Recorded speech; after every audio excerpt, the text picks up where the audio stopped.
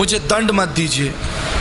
ऋग्वेद 7:89 में लिखा है, आपकी दया से मैं शुद्ध हो जाऊंगा, आपकी दया से मैं बच जाऊंगा।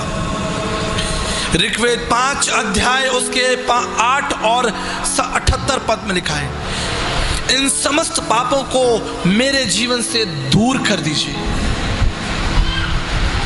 भारतीय दर्शन के दार्शनिक और तत्वदर्शी लोग इस बात से मुकर नहीं रहे कि वो पापी हैं। हम सब ने पाप किया है।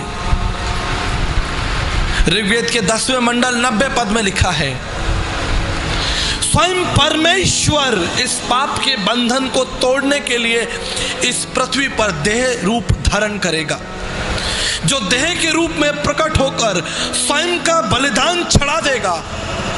जब तक वो बलिदान नहीं चढ़ाया जाएगा तुम्हारे पाप क्षमा नहीं होंगे।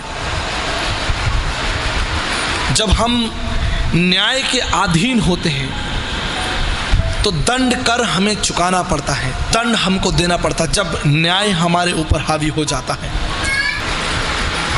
अमेध्यो वे पुरुषो अन्यत्र वदन्ति, अमेध्यो वो पुरुषो अन्यत्र वदन्ति। सब ने पाप किया, लेकिन उन समस्त पापों के लिए परमेश्वर की उपस्थिति इस बंधन को तोड़ सकती है। हालेलुया। आप ध्यान दीजिए, संपूर्ण जीवन आप झूठ बोलते हैं, संपूर्ण जीवन आप व्यभिचार, लड़ाई झगड़ा, मारकाट, अपमान, बुराइयां, तमाम उन पापों को साधारण आप सोचते हैं कि मैं कोई पाप नहीं कर रहा हूं, लेकिन आप प्रत्येक क्षण पाप कर रहे हैं। यहोवा परमेश्वर की दृष्टि में, चाहे आप माने ना माने, आप किसी भी जाति, समाज, कुल, भाषा, क्षेत्र, रंग रूप के क्यों ना हो, आप पाप के अधीन हैं। और इस पाप से छुटकारे के लिए स्वयं परमेश्वर का हस्तक्षेप जरूरी है। देवानुग्रह हेतुक्रम उस परमेश्वर की मांत्रिक उपनिषद, उस परमेश्वर के अनुग्रह से ही तुमको पाप से क्षमा मिलेगी, दूसरा कोई रास्ता नहीं है।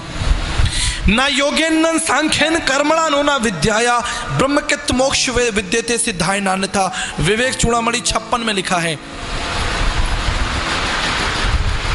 भारत के तत्वदर्शी लोग लिखते हैं, उस पाप के बंधन के लिए माला फेरने से कोई लाभ नहीं होगा।